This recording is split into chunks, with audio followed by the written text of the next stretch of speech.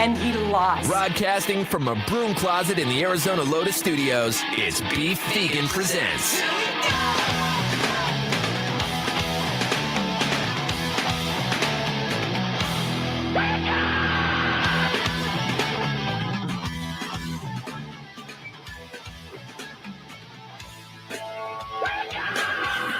Yo, welcome back to the show. It's Beef Vegan Presents live on Rock 102.1 KFMA, streaming worldwide at KFMA.com on this beautiful Friday, September 22nd.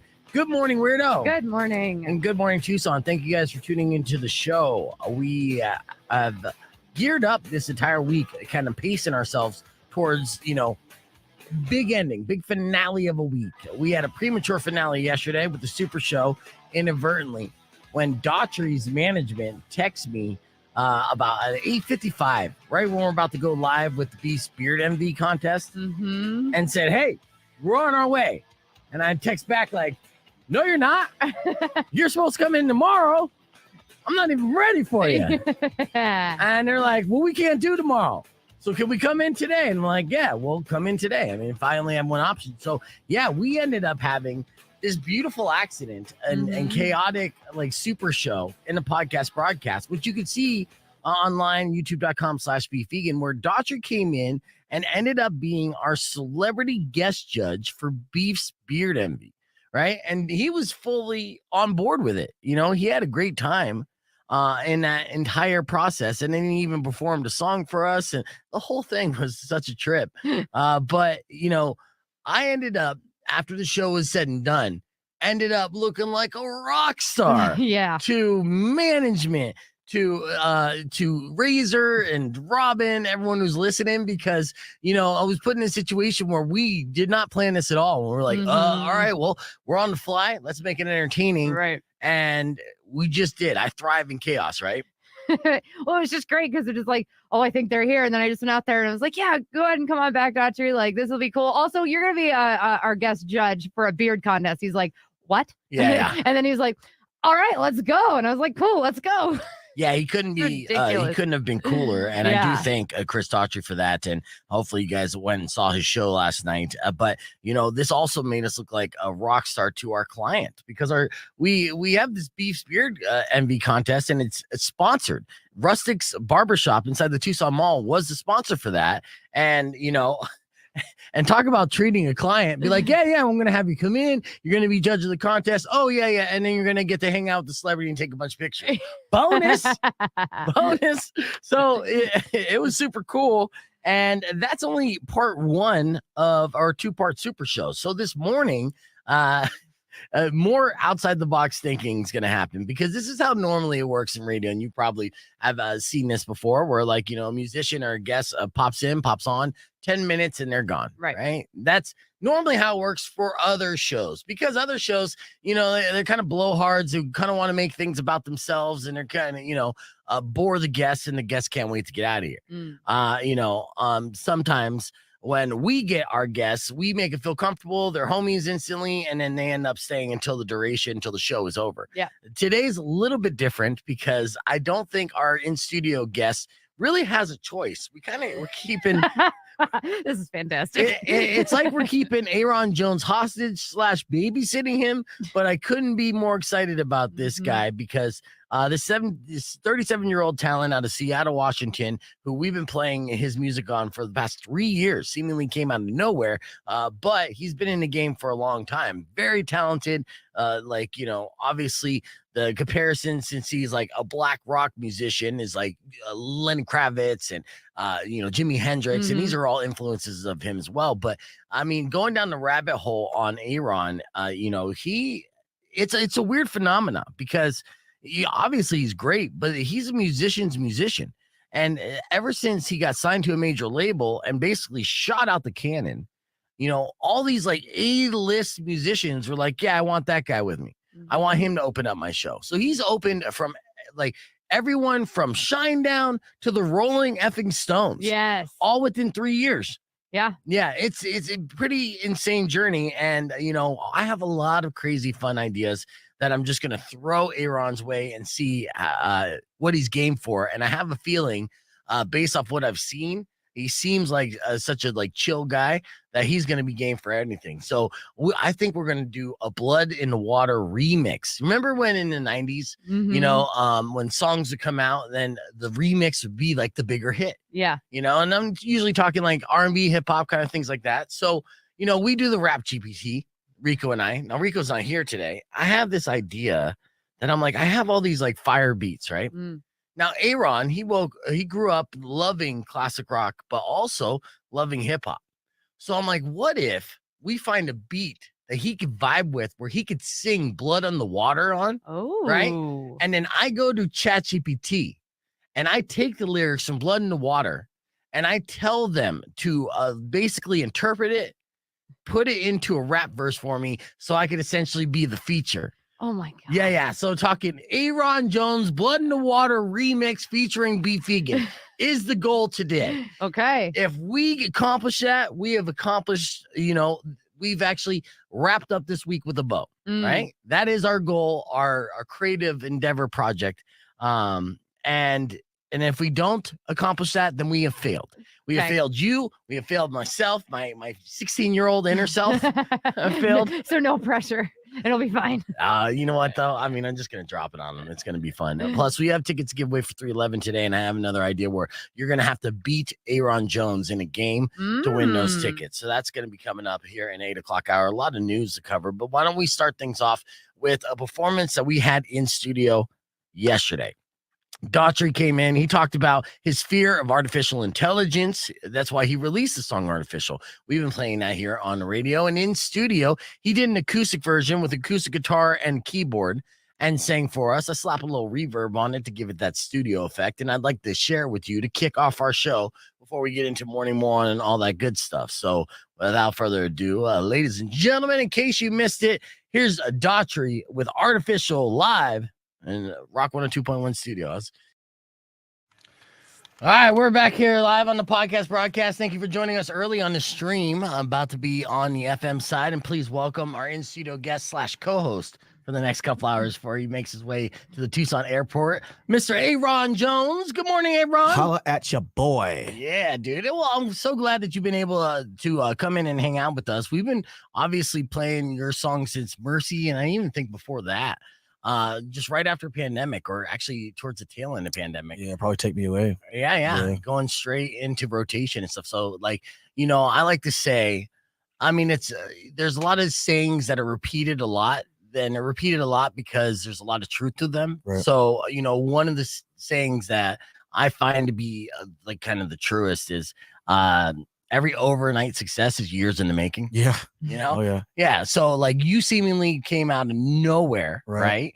But literally you put a decade into creating music and performing live before you crossed that bridge and blew up. And by the way, we're on the air right now. It's Rock 102.1 KFMA. Ayron Jones is in studio right now. Good morning, Ayron. Hey, what up? I just said that on the stream too, so we kind of just repeated that. But I want a quick recap. I was talking about how there's a lot of sayings that are repeated often, and some of those sayings are repeated so often because there's a lot of truth to them. And one saying that's one of my most fond is every overnight success is years in the making, and Ayron is the antithesis of that. All right. The ultimate example. Ayron's the Pantera. Yeah. So basically, Ayron, seemingly came out of nowhere. The tail end of 2020, right? We're mid-pandemic. Everything's going. Next thing you know, there's this exciting buzzworthy artist that's cranking out these very catchy tunes, and rock radio all over the nation was picking up and spinning the hell out of Ayron, and us included. We've featured probably 4 singles by this point, at the very least. And of course, it seemed like you came out of nowhere, this overnight success, but you've been laying the foundation and grinding away and performing live here for over a decade now, right? Yeah, over 10 years. Over 10 years now. I mean, we started out. See, I think my first real official thing I'd call a record. I mean, I had EPs and things like that before that, but my first real recording set and work on an album record was with Sir Mix-a-Lot back in 2013 when we dropped that. Yeah. Okay. So you linked up. You're from Seattle. Yeah. So Sir Mix-a-Lot, for those you don't know, is the king of Seattle. Yeah, but I mean, basically, I mean, at the time he was. Right now, I think it's Macklemore. But yeah, Yeah. Okay. Macklemore's been putting in a lot of work there. Yeah, Macklemore in the community. It was a Seattle kid. He's born and raised in Seattle, you know. So Yeah. it's like, yeah, he's the guy, man. He's like right now at least, you know. But you know, it's so funny because I was at a Mariners game, and my buddy's always joking how Macklemore's my rival. He's like, Macklemore's your rival. I was like, Macklemore's not my rival, bro. It's like two different genres. And as he said, I walked past security guard, and he goes, and he's without us ever speaking a word to this guy, he goes, your rival's here, man. I was like, what do you mean my rival? Who's my rival? He goes, Macklemore. He's right over there, man. That's like the local talk in Seattle. Yeah. Macklemore versus Ayron Jones. That's crazy. That's nuts to me. You know, it's like Macklemore is like a G. You know, he's just killing it right now. I think that's great though, because it's basically stating like, you know, who's the most popular artist in Seattle, which is a legendary music town, and the fact that your name is in the conversation to be like, yeah, you know, I'll take it, man. You know, I'll take it. I have no problem with it. You know, but I say that with all due respect to Mac, and he's killing it right now. You know.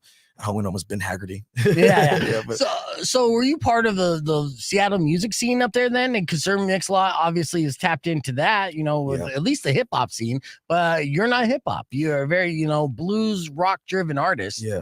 And was he always tapped into that and then aspired to help out like local unsigned musicians? Yeah, he's always done that. I mean, he's always been working with cats and who he felt had potential and help develop them and just give them some foundation to jump off of. And I think I'm probably the most successful of those pupils, you know, but he's been doing that for a long time with other artists and dabbling in rock, dabbling in R&B, you know, and all that. But, you know, with me, I think I was already kind of going, you know, when we met, you know, and it just kind of, once we dropped that record, the indie record, everything kind of shot from there, you know, and without that, I don't know if I'd be here. I mean, we dropped that record and I'm opening for BB King, and I'm opening for Jeff Beck. I'm opening for, you know, all these crazy legendary acts, you know, and that without that platform, I don't know if that would have happened, you know.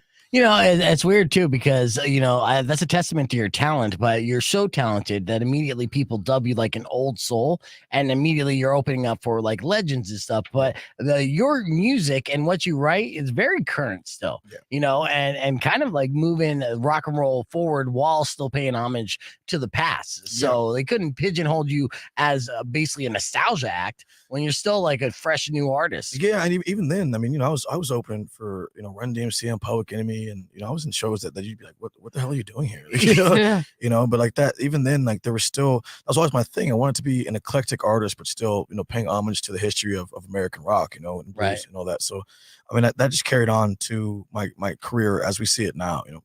Yeah, nice. Well, we got Ayron Jones hanging out with us. We're going to do a lot of fun things to continue to get to know him on the podcast broadcast stream as well. But I know a lot of you guys out there want to win those 311 tickets. So the way we're going to do that is to play a little game after we play some Ayron Jones. And the stipulation is you just got to beat him.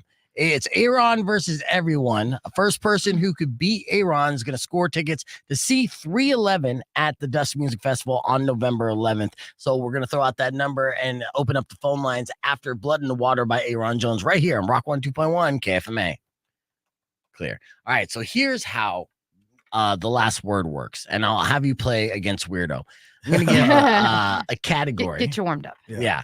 I'm going to give you a category, and it's kind of like Family Feud style, right? Sure. You're going to give acceptable answers to that category back and forth without repeating each other. Whoever gets the last answer in gets the round. Okay. Cool. So let's see. I'll pull this up here. I got people already trying to. Battle me, dog? Yeah, trying to get them tickets and to battle you. Let's see. Our listeners get real competitive. Ayron, we're here to kill your soul and take your children. Whoa. Welcome to Tucson. Wait a minute. Slow down, buddy. It's just a game. We'll give you the damn tickets. I mean, God. All right, here we go. 30 seconds on the clock. I need you to name a chain restaurant that you would be the worst place to take a first date. We'll go with Ayron first and go. Chick-fil-A. Chick-fil-A. Arby's. Arby's, yeah. Roast beef. Oh, no. Applebee's. Oh, yeah. Burger King. Okay. Okay. White Castle. Oh, yeah. In-N-Out. Oh, man. McDonald's. Oh, yeah. McDonald's. Taco Bell. Oh, that's a good one. Whataburger. Oh, Whataburger in on the very last minute. So close. You're so close. Yes. But yeah, so then you would have won that round. So it's simple as that. Yeah. And that's how we play the last word. So let's do another round. See, I'll let you try to get some redemption here, weirdo. Okay. Okay. All right. Let's see. All right. I'm going to play something in your category. Weirdo. Yes. Name a sexual position and go. Missionary. Doggy style. Yep. A flat iron. The chair. Snow angel. The snow angel. It's a weird one. Goes like that. Oh yeah. Oh no, the girl's upside down. Oh man. 69. Yeah. Oh God. You can't stump this. This is your forte. I gave You already this said category doggy so you can win. style. You said it first. Yeah. I know. Oh, there you go. You choked, which is odd because you don't even have a gag reflex. I know. All right, good job. I like how immediately you're like doggy style, bam, for the win. So yeah, Lay that's it how down. we play. That's how we play the last word. So Thanks, Manny. You're a little too late. The Yeah. pile driver. The pile Fire driver. driver's good. Yes. Yep. That's a power position. No one said scissor though. That was another one. You can Damn still it, say I'm it. half gay and I didn't even think of it. Shit. I know. That's because you're always playing rock paper. You always forget about your scissors. Rock 1 2.1 KFMA. Welcome back to Be Fiki Presents. Say weirdo. Yes. I want to play a game. Okay. Okay. 600 KFMA, 600-5362. Tickets on the line for that 311 at the Dusk Music Festival. We're going to play the last word, but when I say we, I'm just going to take caller number 9 right now to face off against our in-studio guest who just performed at the Fox Theater last night with Daughtry, Mr. Ayron Jones. Now, we just played a little bit of last word on the podcast broadcast stream. You get him familiar with it. You feeling pretty good? I'm feeling great. I mean, he I came here to dominated. win. You know what I'm saying? Yeah, he went 2 for 0 against I'm Weirdo. not here to lose that. You know what I'm saying? I love it. I love it. So yeah, you got to go 2 out of 3 with Aaron, and if you lose, then we'll just go proceed to the next, and until we get a winner. So let's go to the phone, see who you're going to be playing against. Ayron, Rock 1 2.1. Who's this? This is Bella. Bella. You're caller number 8. Call back. All right, let's try this one. Rock 1 2.1. Who's this? Hi, what color am I? You're caller 9. So who's this? My name's Beth. How are you? Good, Beth. I'm doing fantastic. Please meet Ayron Jones. How you doing, Beth? I'm doing well, and how are you? I'm good looking. All There right. you go. There. Now, Beth, if you want those tickets for 311, you have to beat Ayron Jones. You think you got this?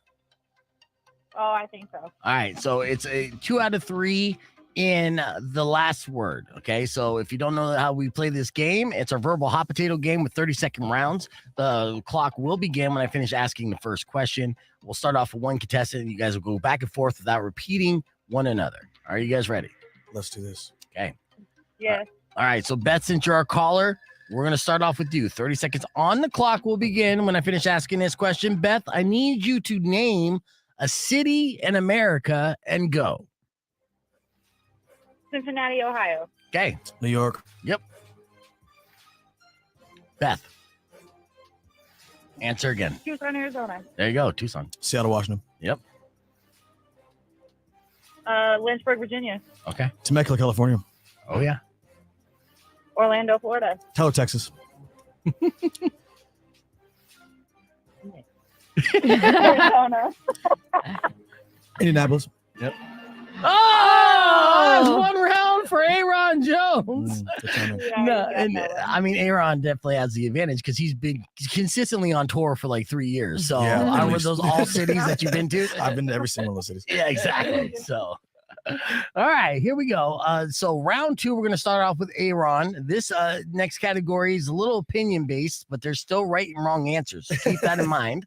All right, 30 seconds will begin after I finish asking this. Ayron, name something that is more important than money. Go. Love. Love. All right, Beth. Family. Happiness. Happiness. Yep. Security. Yep. Sex. Housing. Yep. So, he said sex. Back to you, Beth. Cars. Okay. Intimacy. Yep. Clothes. Okay. Spirituality. Food. Money. No, you can't say money. You can say money. You can't say money. You got to name something more important than money. You can't think money is more important than money. Bro, come on. Look at these Chanel sunglasses. What are you talking about? I mean, they look I had no good. chance. I know. All right. So, Beth, you won the second round, so you're all tied up. All right. So no skunking here. I know that you wanted to go undefeated, but this is a difficult game. All right. Now it's all down to the sudden death round. Whoever, Beth, if you win this round, you're going to win those tickets for 311. But Ayron Jones, if he wins, then I'm going to hang up on you. We're going to go to another contestant. Okay. All right, sounds good. All right, the pressure is on. All right, here we go. 30 seconds on the clock. We'll begin with Beth when I finish asking this question. Trying to figure out the best one to do here. Okay. In the category of first dates, name a food that people would be too afraid to eat on a first date and go. McDonald's. Crickets. Crickets? Yeah. Yeah, nice. Beth. Taco Bell. Chitterlings. Turtlings? Chitterlings. Chitlins. Oh, chitlins. They're delicious, though. They are. Yeah. All right, Beth. Cow's feet. Cow's feet. Okay. Okay. Cow tongue. Yeah. Ooh. Oh, Oh. Beth! Yeah, you got it. Beth, That's you okay. got it. It was so close. Those are excellent suggestions, though. But unfortunately, this morning you did not get the last word. That's all right. Thank you for letting me play. No problem. Thank you. All right. That's so Ayron Jones. I'm out here. You smoked, weirdo. You smoked, Beth. I'm out here on these streets, man. Yeah. Do you think you could beat the next contestant? We shall see. I'm not going to be cocky about it. I'm just going to go in there and respect my opponent. Yeah. See what they throw down. You know what I'm saying? You can't predict these things. It's out there. You can't. And we've been doing the radio safe, categories. Mhm. We're going to the podcast broadcast where we will not be radio safe. So Yes. the caller number 10 right now, 600 KFMA, 600-5362. Your opportunity to win those 311 tickets are yours if you call in and play the last word on the podcast broadcast, which we're streaming live, youtube.com/beefvegan. More with Ayron Jones when we return after this. It's Rock 102.1. Clear. Okay, let's go to caller number 10 as we continue this. I got two phone lines. I'm going back and forth. Boom, boom. Now, were you ever on Sir Mix-a-Lot's radio show? Because he was doing morning radio for a while. I wasn't. He never was in studio when he did that. I talked to him at length about it. He was always at his house. Oh, yeah, he was and doing it just- remotely yeah. because he's Sir Mix-a-Lot. Yeah, he was doing it remotely, and he has his studio at the time. 2013 was a state of the art studio. It was like everything was Apple, everything. It was insane. It was like a silver board, Apple, everything. Logic or what do you call it? The Logitech? No, it wasn't Logitech. It was I don't know why my brain's farting out. Probably because I was drinking last night. Yeah. Uh, We'll say the Anyways, phrase. Yeah, so it was super nice. it was really nice. Yeah. Who's this? Darlene. Darlene. All right, Darlene, I'm going to have you play against Ayron, okay? I'm wearing sunglasses. Be ready, Ayron. Oh, That doesn't scare me. All right. It does a little bit. I'm not gonna lie. Yeah, here we go. 30 seconds on the clock will begin with Darlene when I finish asking this question. And tickets on the line for 311. Are you ready? Ready. Okay. Now, Ayron has opened up for some of the biggest legendary bands of all time, actually. He opened up for the fucking Rolling Stones. Right. Right? So with that said, the category is, Darlene, name a Rolling Stones song and go. Satisfaction. There you go. Brown No sugar. satisfaction. Brown Sugar. Yep. Back to you.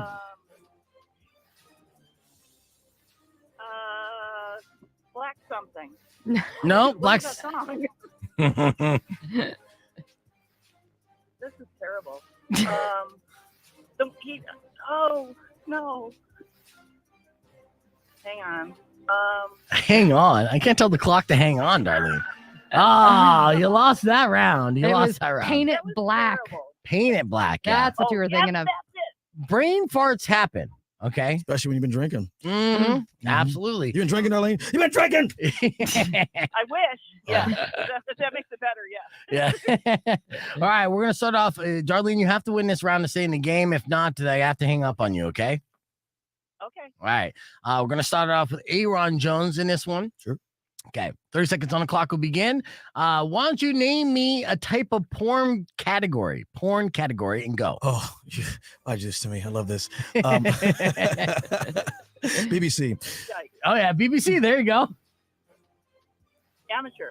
Yeah, amateur. Nice. Trans. Trans. Okay. Mhm. Yeah, that's category.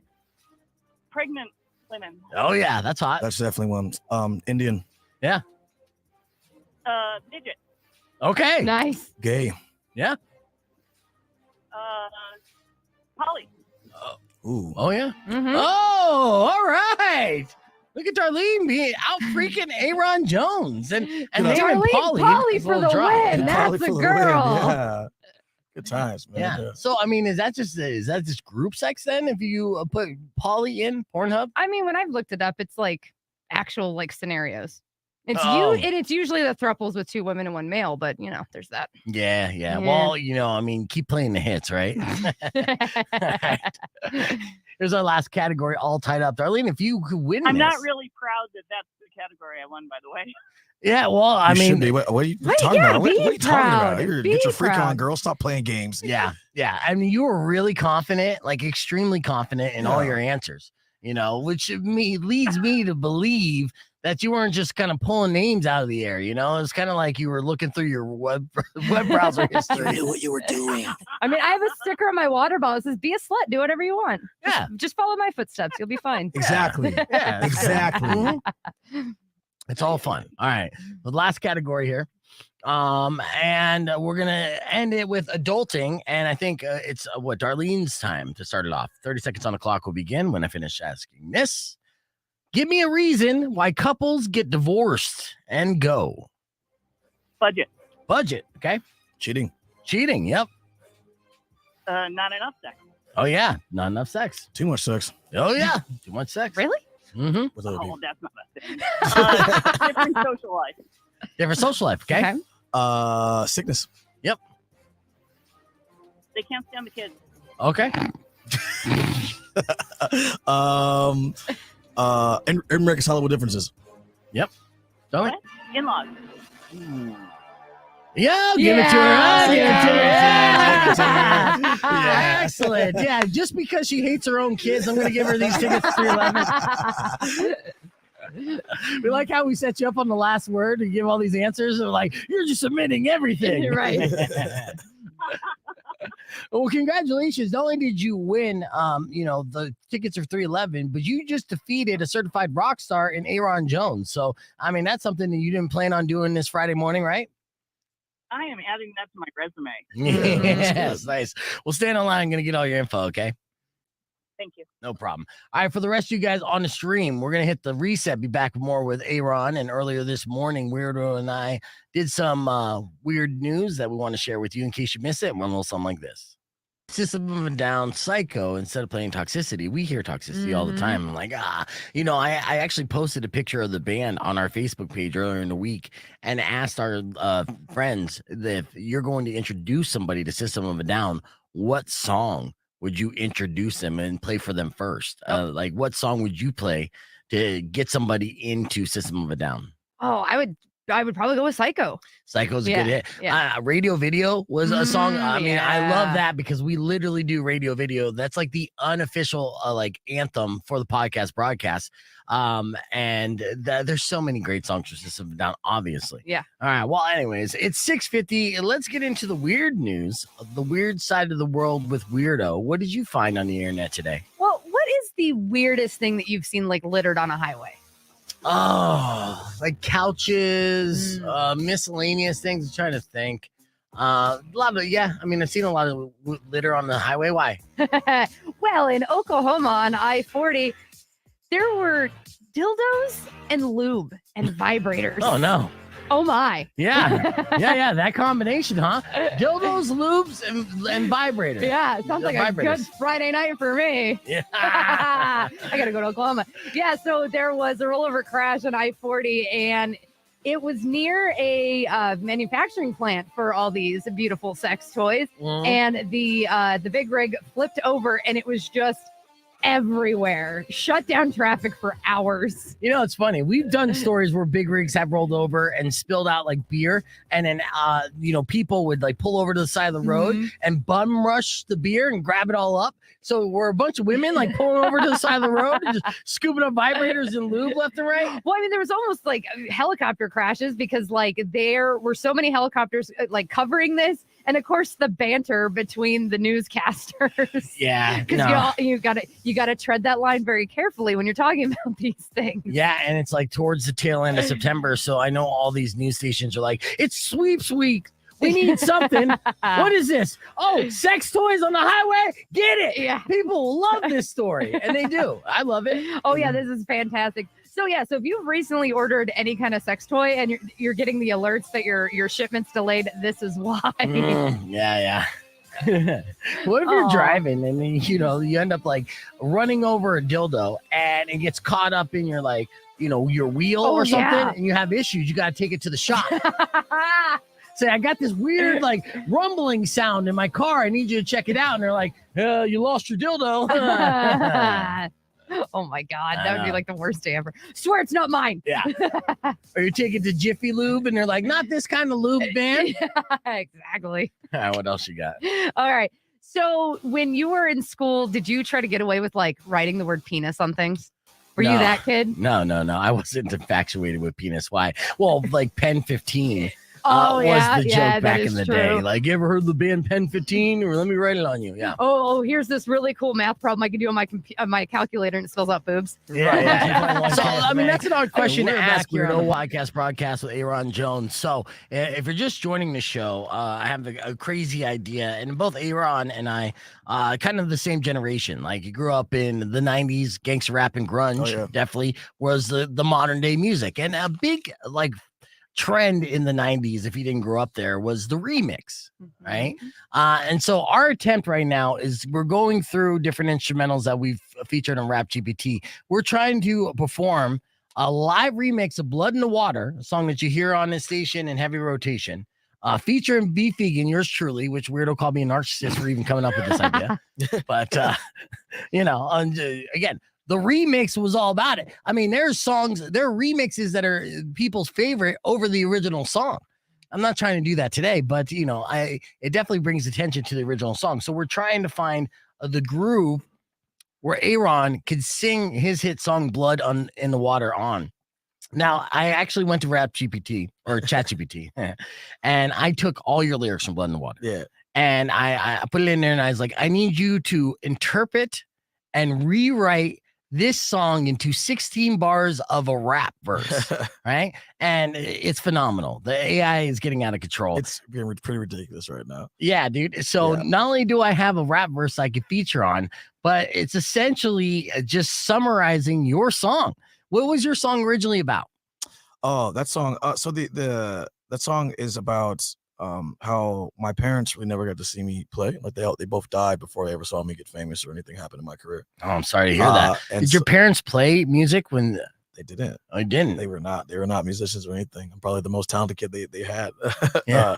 But yeah, they were never together. And my parents both would, by societal standards, be looked at as kind of f-ups or whatever. Like they looked down upon. Like my dad was a gangster and a pimp. My mom was addicted to drugs and alcohol, and they'd be taught throwaways as far as society is concerned. Blood in the Water is about how the kid of the throwaways became who I am today, and so I continue to shine as their untold beauty to the world.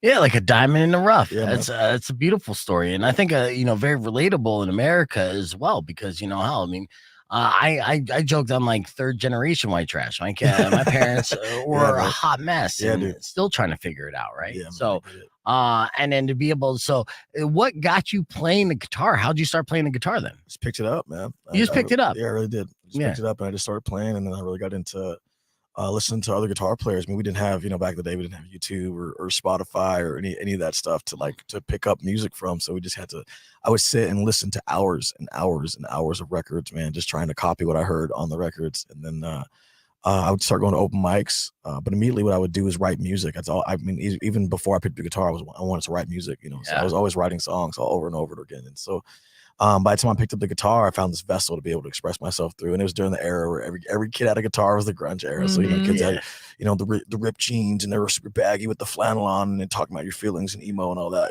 So it was a good era to grow up and playing guitar. So I really got into it then. And then by the time I turned 18, 19, I was trying to get on the stage, and 21, I started to hit the bars, and that kind of trend just continued until 2013 when I got discovered by 2011, 2012 when I got discovered by Mix-a-Lot, and then released that first record, and then everything kind of shot up after that. Nice. Now, what kind of kid were you growing up? Were you did you live with your dad or your mom or both? I actually live with my auntie. Yeah. Your auntie, okay. Yeah. Were you the type of kid where kind of locking yourself in room? Because obviously that's a lot of burden for a kid to have with the parents out of the picture, and obviously the demons that they carry. And I try to tell my daughter this all the time. Like, eventually we just got to forgive people for having flaws, right? And so, like with her mother and stuff, it's like your mother loves you, but she's a flawed person. People are flawed, right? And if they could fix those flaws, they would. But so did this lead you to be kind of like kind of a loner in a way, be inside your thoughts and feelings, and then find a way to express that? Not really, and Take Me Away on that first line. So that the day my effing mom abandoned me in my first record, that's a real story. It's like being left at this daycare and not having parents around actually made me want to be around people even more. So I think it kind of drove an extrovert version of myself to become what I am today. And so I didn't really lock myself in a room. I did experience a lot of emotional issues that kind of carried on until my early adulthood. Yeah. It took a long time to figure that out. And it wasn't until I stepped away from my own family and like where I grew up and all that stuff that I was like, oh, that's not normal, so it took a long time to figure that out. But no, it didn't drive me to be angry at any particular. I mean, there was definitely anger involved, but I wasn't like mad at the world or anything like that. And then eventually over time, I learned how to just like, you get the cards you're dealt, and people do the best they can, and that's it, And so it makes no sense to hold on to any kind of anger or resent. I don't resent anybody for being who they are. My dad is as flawed as he was as a human being. He was still pretty good. You know what I'm saying? Like as a person, he was still all right. You know what I'm saying? He just had a lot of problems. And like, I have like 15 siblings. So there was a lot of women in his life, man. And like 15 siblings. Oh yeah, dude. So you have them hitting you up all the time asking for money now that you're out there? No comment. They're like, hey, we're brothers, right? Well, half, thirds. Well, that's an amazing story. So Blood in the Water is actually about your parents. And, so obviously this is a scar. This is at least scar tissue to a certain extent where you're tapping into that pain. Is it difficult for you to kind of recreate the feeling you had when you wrote that song on stage night and night again? No, man, it's not. It gets emotional for me on stage because of the beauty of it, though. You know what I'm saying? That's the part when it hits you. It's like, when you hit it, you're making it and you're singing about something that is so deep and touching to you. And then you got this crowd singing it back to you because it means that much to them. Like that was the nights, night after night, when I'm singing that song, I'm in front of, whatever, 2,000, 3,000, 9,000, 10,000, 20,000 people, and they're all singing the song back to you. That's the point when you're like, man, it really hits you in the chest, And so for me, I don't really get too emotional about it just when I sing it, because it's not a problem for me. I'm not ashamed of where I'm from. I used to be when I was a kid, I was really ashamed of it. I was really embarrassed about where I was from, because I'm growing up in the hood. This is the ironic part about it. I'm growing up in the hood, and all these other kids have this exact same stories, like the exact same stories. But here I am trying to hide myself, and it wasn't until I got older and looked back and I realized that we were all just like these little hoodlings trying to figure it out, man. And so, but yeah, I don't feel that way though. I never felt that way, man. And with Blood in the Water, it's about transforming all that too, taking all that and creating something new for my whole family. My family does hit me up for money, but that's okay. I'd rather them hit me up for money than go to some banker who doesn't care about them, is going to charge them. You know what I'm saying? Right. I'd rather take care of my family. Your interest rate is a lot lower. Way lower.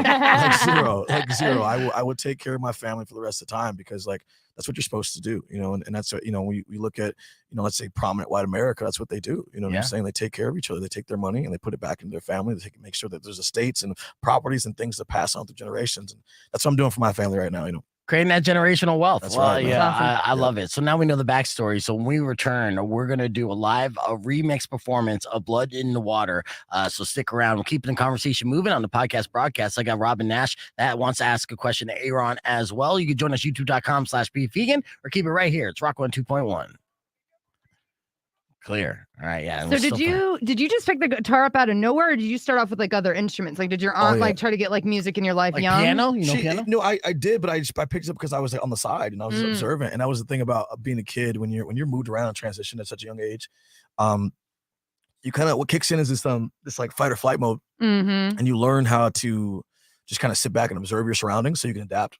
Yeah. And so like I would just observe, I just watched. I would just like, there was a piano in the room and I would watch people play it and then pick that up. And Wow. you know, I got into playing the drums at church and singing and doing all that, and picked up the violin in high school or middle school and all that.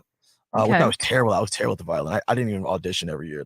My teacher, I was so lazy at home. I didn't want to practice at home at all, but I just love being around music. That my teacher just let me just kind of sit there and be a part of it. I'd be in the orchestra, like last chair in the orchestra, just like, oh yeah. So even with like moving around and stuff, like that was the thing that you picked to be consistent, because wherever you went, there was some kind of music. Well, I don't know if that was the case. I just, the thing that kind of I just gravitated towards, you know, like I just knew that like that spoke to me. Music spoke to me. It moved me in a way, and I got it in a way that most of my peers didn't understand it, you know. And so it just stuck with me. And then by the time I was 13, I picked up the guitar. And just went with it. That was it. And I just started playing it. And because I had already played some string instruments, it kind of translated easier. You know? Yeah, being able to like read the music, first of all, is the biggest thing. This is something we're trying to impart to our 9-year-old right now. Like, please understand that this is going to translate to so much. Yeah. Right. And case in point, right here, you're able to take it and run with it. Yeah, and the reading helped. I mean, it definitely helped. But I think more just like learning how to identify notes and intervals and things like that. That kind of stuff really went way further for me. I mean, you know, reading notes is really useful, but I don't know too many people in the music industry that actually read music. No, they play it by ear and that's it. They play it by ear. I don't know too many people that actually like are writing down literal musical notes to make music, and which is interesting because you would think that that's the case. You know, have you ever written a song just by writing the notes out? I actually have. So when I was 17, man, I wrote a whole piece with the chamber orchestra. Okay. A whole piece with the chamber orchestra. It was actually a really moving piece, and I was only 17 years old, and they accompanied me on a guitar on a whole song I wrote. Now, when you wrote the notes, were you hearing the notes in your head, or were you going through basically patterns, just knowing the notes and trying to kind of create something that was different? I had the notes in my head, you know. I could hear the notes in my head, and it caused me a lot of stress because I would be like up late trying to figure out how to write these notes and like make it all work together, you know, without having an orchestra in my house. I had this program that I was using, like free internet, like score writing program, you know, that I was using to do all that. But that's what I used, and I wrote this whole piece out and we played in front of assembly, and it was great.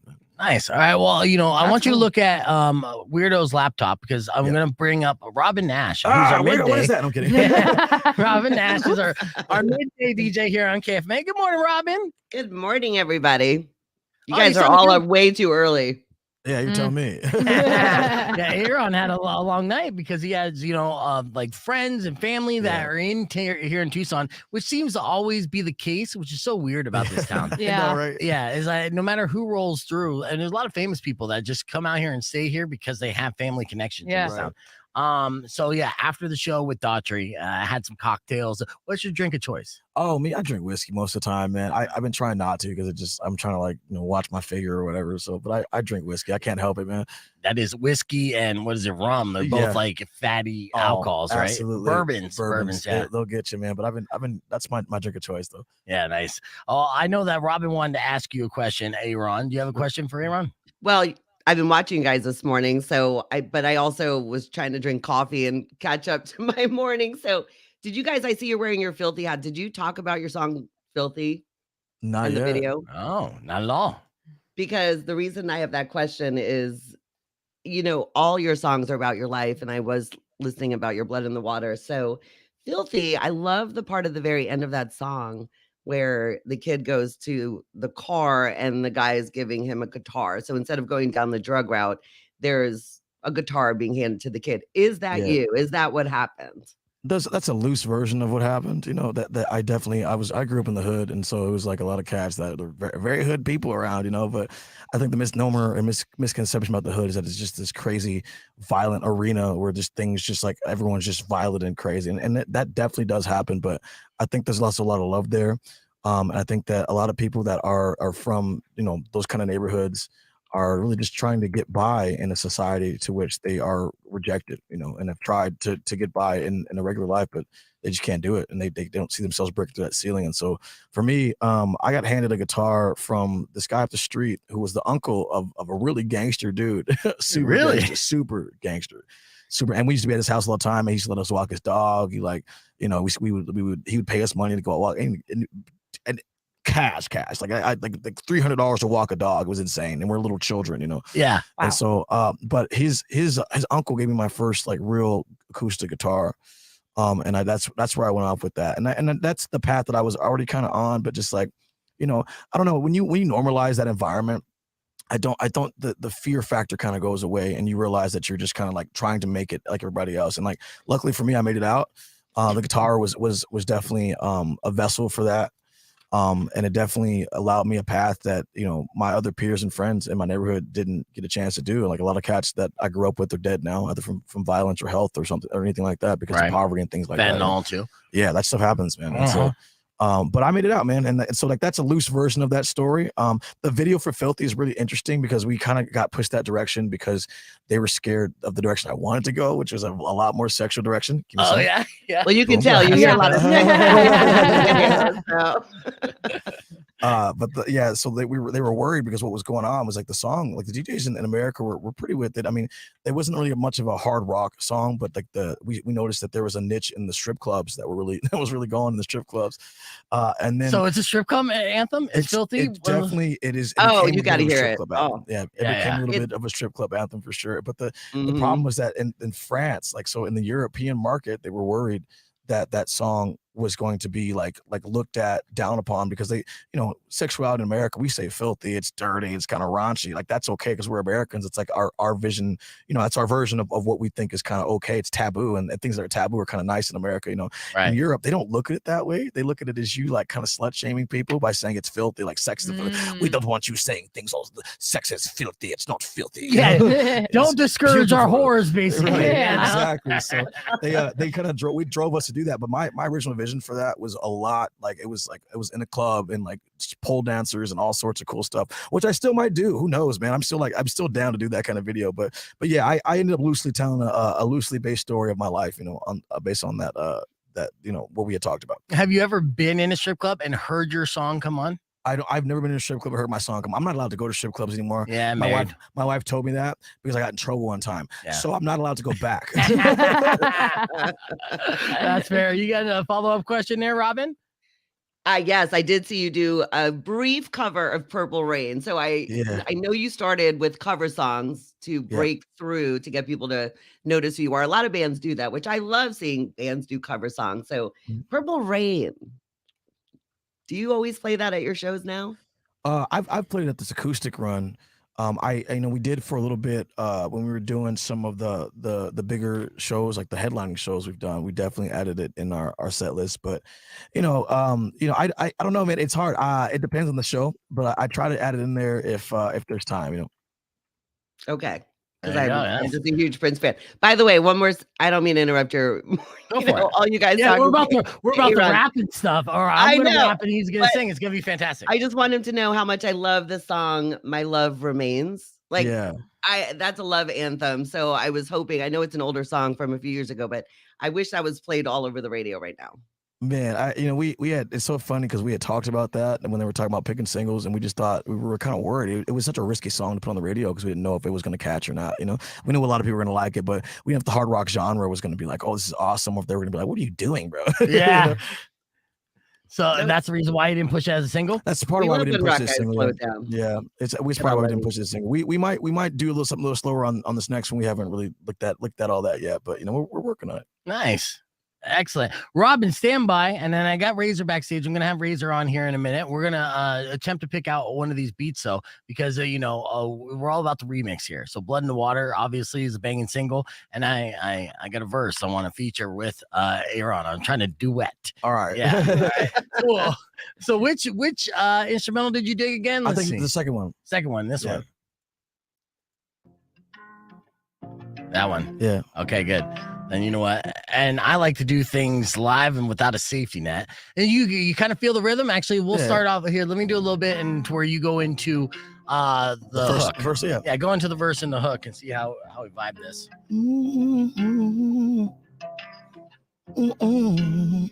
Couldn't cry on the day she died. She couldn't stand the tears. But I could feel the cold wind blow like a ghost inside the mirror. I couldn't pray on the day he died for a man I never knew. But I could pray Did you forget your own lyrics? I forgot my lyrics, dude. I was smoking weed. we got it covered, though. We can do this. That's exactly going to work, and we're going to go right on right now. So let's do that here. Rock 102.1 KFMA. Welcome back to Beef Vegan Presents. Sorry for the interruption of Evanescence Bring Me to Life, but it is fitting that we're playing this song because the song that we're going to perform for you live right now is essentially kind of like that, right? You got a fantastic vocalist. In Evanescence's case, that's Amy Lee. Here we got Ayron Jones. Do people ever say Ayron all the time? All the freaking time. All the freaking time, right? Everyone's like, yeah. Are you gonna Ayron? Like, no, there's a Y in my name. Yeah. Well, it was still. I mean, honestly, there was DJs and present company included for the first couple months. They were saying Ayron Jones for sure. No, I got air checked and they were like, his name is Ayron. I was like, oh god. No, it happens all the time. So, there's a funny story about that. Like, in kindergarten, man, the teacher was calling me Aaron over and over again, and I didn't correct her because I'm like, you're in kindergarten, I'm supposed to talk back to the teacher. Yeah. And so there's a parent-teacher conference. My aunt comes in and she goes, his name's Ayron. You've been calling him Aaron for almost the whole year. Are you serious? And she was like, his name's Ayron. He never told me. Yeah, he's a kid. He's 4, dude. Yeah, you gonna blame the kid now? That's funny.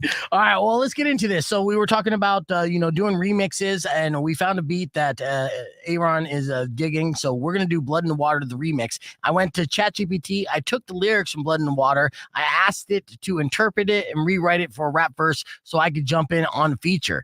So without further ado, let's try this out. All right, here's Ayron Jones, Blood in the Water remix featuring Beef Vegan. Let's go. This is the remix. Yeah. Look, Ayron Jones coming through your speakers. Yeah. Couldn't cry on the day she died. She couldn't stand the tears. No tears. But I could feel the cold wind blow like a ghost inside the mirror. I couldn't pray on the day he died for a man I never knew. I'll wash these sins on down the river for a life I didn't choose. I say a prayer for my mother. I cry a tear for my father. Ain't nothing gonna save me. Nope. There's blood in the water. Yeah. I pray for forgiveness. The Lord be my witness. Ain't nothing gonna save me. There's blood in the water. Blood in the water. Sing one more time. There's blood in the water. On this day, left this world, no tears from my eyes. She despised the sadness. I could feel the cold wind rise like a phantom in the glass. Reflections of the past on the day she left. Couldn't pray, I couldn't grasp. Wash away these sins down the river, let them flow. Life's past, I don't choose, gotta let it go. I'm praying for my mother, crying for my father's strife. No savior to rescue me, there's blood in this life. Seeking forgiveness, let the Lord be my witness. In the depths of the fair, I'm feeling fearless. A child of a ruthless man, the truth unfolds. We all bear our crosses, each story's untold. What would you give, or what would you take on your dying day? Between the lies and memories will fade away. I pray for redemption, carry burdens till I'm old. In this world, blood in the water, so I'm told. Ain't nothing gonna save me. There's blood in the water. I pray for forgiveness. The Lord be my witness. Ain't nothing gonna save me. There's blood in the water. Remix. Here we go. What would you give? What would you take on your dying day? Between the lies and the memories, will they fade away? Pray for redemption, carry burden till I'm old. In this world, there's blood in the water's what I'm told. Praying for my mother, tears for my father. Ain't no salvation, just blood in the water. Seeking forgiveness, let the Lord bear witness. In this dark river, there's blood in this business. Blood in the water, can't escape the flow. Praying for my mother, the cold wind blows. Seeking forgiveness in a world so unfair, ain't nothing gonna save me, cause blood in the air. Ain't nothing gonna save me. What? There's blood in the water. Yeah. I pray for forgiveness. The Lord be my witness. Ain't nothing gonna save me. Can't save me. It's blood in the water. Yeah, there you go. The remix. And Weirdo, I'm going to have to yell at you on the podcast broadcast. Oh, no. Who started the I tic didn't tac do that. That toe? wasn't me. Did you remix the whole tic tac toeing at the same time? There's no way. All right, we're keeping the conversation moving to youtube.com/bevegan. We got your TMI top 4 and more with Ayron Jones right after this.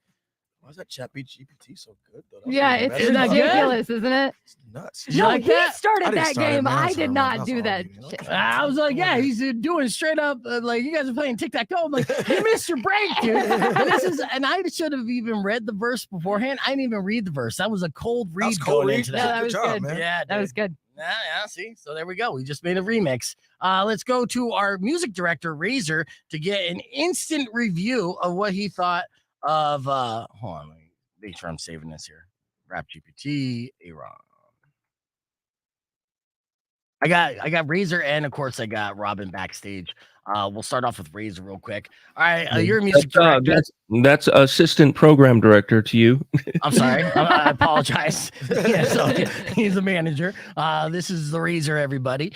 All right, would you want to add this song in heavy rotation? Are we doing that? Yeah, right I was now? just going to tell you we're going straight to power with that ad. That's our next ad right there. Sweet. That's all you gotta do to extend it. That's so it, man. Good job. yeah. Good job, guys. Yeah, thank you for doing that. That's fun. That was fun, man. So, Ayron, I've seen you, man. You are freaking amazing live. Thank you, man. Yeah, that's a good show. Quick question. I know you were talking about your name. Have Key and Peele apologized yet for the Ayron thing yet? No, the shit they haven't. And I've been waiting for that, dude. You'll see, man. Like, as popularity grows, they'll have to apologize. In fact, what I'm gonna do is I'm gonna make them be in a music video for this shit. That's what's gonna happen. Yeah, you should. You absolutely should. And I think it's definitely Key. Definitely. Yeah, He's the instigator, bro. yeah. Right? Not Man, Jordan Peele. You people think that you're like this overnight sensation, right? Right. They're like, where'd this guy come from? Like he came out of nowhere, but I know you've been around for a minute doing your thing, and I know the hours that it takes to put into your craft. So when you were starting out and you were learning how to play, did the kids in the neighborhood give you a lot of crap because you weren't going out and doing stuff with them because you were going to be home playing your guitar, that kind of thing? Not at all. I used to play outside a lot, man. I mean, this is back in the day when kids just used to be outside. There was nothing else to do. So like we all played together all the time, and they loved it. They loved that I was playing guitar, and they encouraged it, and they were always very supportive of it. I think I got a little flack from my family because they were like, "Oh, listen to your raspy voice. Look at you sound like learn how to sing." Because they all sang, man. They all sang in the church and stuff. So they're like, "Look at you. What are you doing? Why do you sound like that?"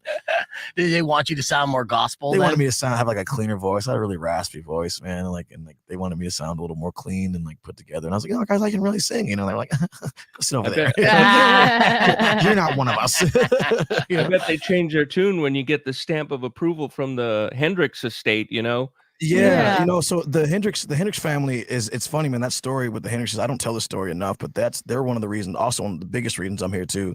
So the first ever tour I got on was because of the Hendrix family, Really? Yeah. So the Hendrixes, so I call myself the Slumdog Millionaire of rock and roll because my story, I mean, I went from like really literally nothing, being abandoned and left and like just dealt these raw cards that were, any other person statistically wouldn't be able to make it out, Right. But I have found myself in the graces of like magical situations that have continued to like thrive and help me thrive in my life. And so one of the first places I ever played when I'm playing music and trying to make it happen, I had a day job, and at nighttime I would kind of go play these clubs and things like that. One of the first opportunities I ever had was a guy named Troy Wright would let me come and play at his bar they owned. And the kicker with that was that Troy owned this bar with Sean Kemp. So I got to know Sean Kemp. Oh, nice. Personally, Legendary yeah. Seattle Seahawks superstar. Yes. Yes. The Sonics, Supersonics. Yeah, yes. What did I say? Seattle Seahawks, Seahawks? yeah. Yeah, I meant Supersonics. But yeah, so I'd play there every Thursday night. I'd play there. But Troy was married to Janie Hendrix at one time, so Troy and Janie had kids together.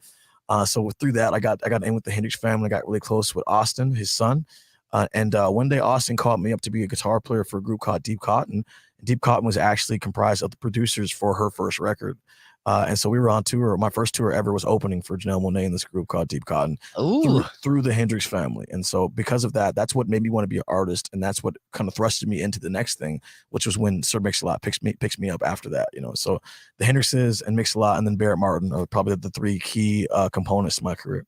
Now you grew up in Jimi Hendrix neighborhood, right? I did. Yeah, I did. Yeah. So with Janelle Monáe, does she have a beauty that's indescribable? Does she have like that charisma where you look at her and you're just like, God damn, that's one beautiful human being. 100%. Yeah, okay, good. 100%. So it's not just like that she's photogenic. When you see her in person, are you almost mad that someone could be this good looking? It's crazy, you know, and and talented, obviously. It's so fun. I was telling somebody about this too, because I've got some friends that you would think were just like crazy model, good looking, crazy people, but I never like ever had that feeling towards them, but could recognize that they were just gorgeous. And right. Janelle was one of those people that to me was just like insanely pretty, you know, just insanely pretty, and it just didn't make any sense, you know. And I was so shy, even though we're me and her like the same age, you know, but I was like so like just timid and shy around her because there's this like superstar on the rise, and I'm just some kid from Seattle with baggy jeans on, not knowing how to fit in, you know. So you know, Janelle's one of those talents too, where it's undeniable, where you see her even before you even know her, and you know that she's a star.